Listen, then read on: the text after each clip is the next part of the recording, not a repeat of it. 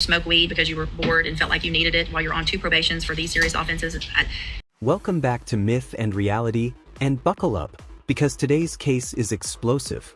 We're stepping into the courtroom with Javant Romero Anderson, a man already walking a razor-thin line on 2 probations for sexual assault of a child and indecency with a child.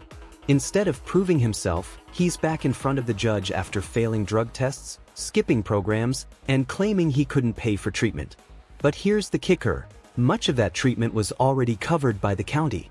This isn't just about excuses, this is about accountability.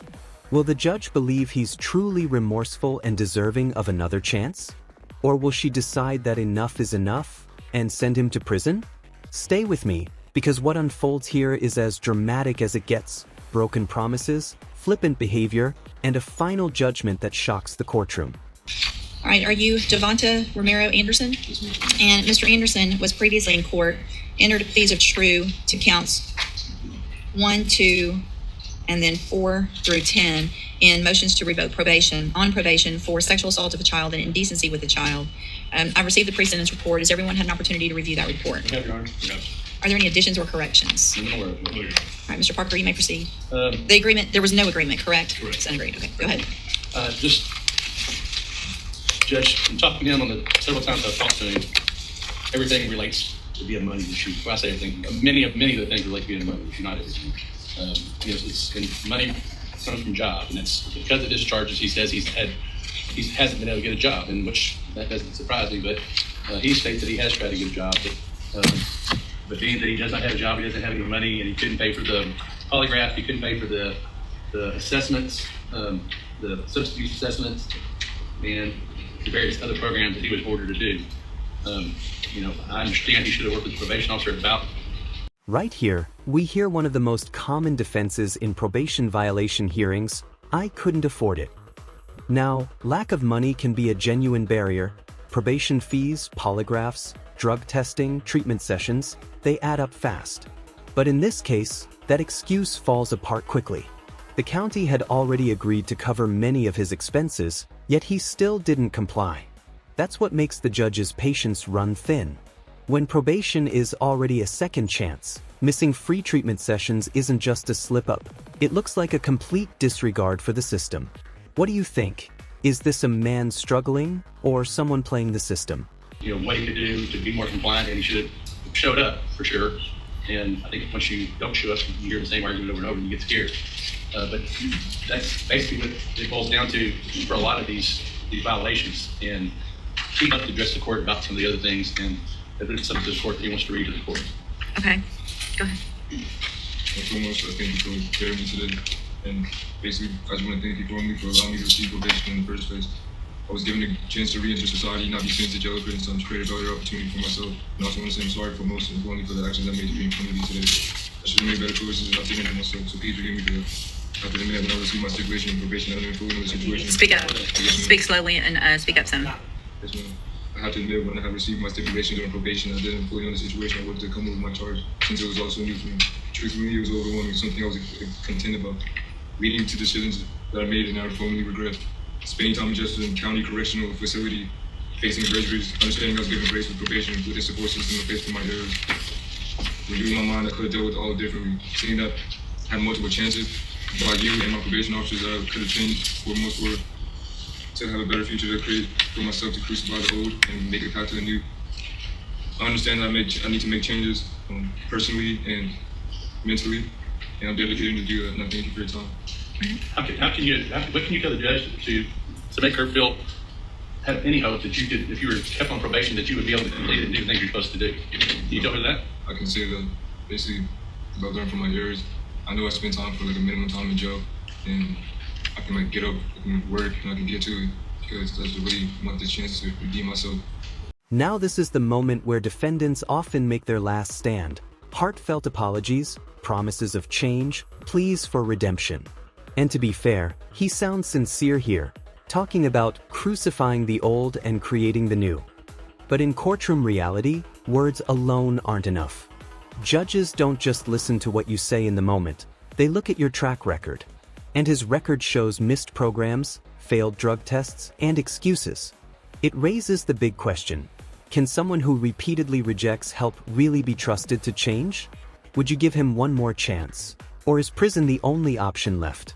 And to really work and go for it. All right. Just I can do a better job, and I know.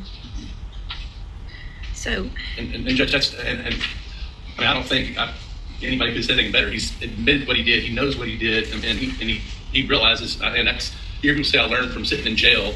You know, I learned, but he pointed out, I realized the opportunity I've been given from this court. I realized the chances that the probation officer give me, and I think there's some consideration to be given to that. I think it's truthful. and I appreciate that. And I guess, so when you're talking about the opportunities that you've been given some opportunities that a lot of people don't get, because your case was sent to Harris County and they actually paid for your treatment. And even though they were paying for the treatment, you were still unsuccessfully discharged. And so there were some things obviously that required you to pay for, but the fact that that was being paid for you and you still didn't complete it, that you continued to smoke weed because you were bored and felt like you needed it while you're on 2 probations for these serious offenses. Mr. Hoffpower? Also, Judge, I want you to note in the report that always his attitude has been discourteous, just interested and flippant is what they said. The courtesy officer, also speaking to Marcus Martinez, who's the courtesy officer that keeps up with him here. He's just refused to cooperate. He even went in knowingly to a novelty store looking for a job, knowing he cannot be anywhere near that, and actually wanting to get a job at a novelty store. When told that he shouldn't even be in there, he was flippant about that as well. He's not serious about it. He's got a flippant attitude. He's disconnected and unfazed. He's been multiply warned, and he has made no progress indicating he never had any intention of putting forth any effort. That's worse. This testimony is brutal, and it cuts through any sympathy the court might have had. We're hearing that not only did he fail programs, but his entire attitude was described as flippant, disinterested, and disconnected. Even when warned, he made little effort. And the novelty store incident? That's a serious red flag. As someone convicted of offenses against children, he isn't even allowed near such places, yet he applied for a job there. That move alone shows either recklessness or outright defiance. And for a judge, that's a clear sign. This man isn't taking probation seriously. You know, I can think of in regards to a person who gets courtesy supervision on 2 very serious charges, and took none of those opportunities. Now, I understand what he says there now, but that, in light of what's written on the page and what came from Harris County and through Ms. Martinez being here. Ms. Martinez, do you have anything to add? Thank you for being here. No, ma'am. I will say it was alarming. He didn't seem fazed at all, even at the potential of time that he was looking at. We had a judicial review, gave him some things to do. He did nothing. And his mom paid his rent, so he had stated that he was selling his artwork. I don't know if that is true. If it is true, that would have been some money that he would have had. But the fact that treatment was free and he was going to group high and he didn't participate. He was more of a distraction, according to the counselor. Can I say something? Sure. The minor did not seem unfazed. The reason why I think she said that is because I went in and I did the homework I was supposed to do. It's just that she said I was disorganized for the most part. I did my homework. I just needed to organize to see what placements need to be put in. And I never went there high. I went in, I did it. The only thing that the problem she had was with me not fully having an order on my paperwork and all my homework that I needed to do, but I had all my paperwork completed. And I did speak with the group, and I did cooperate with the group also.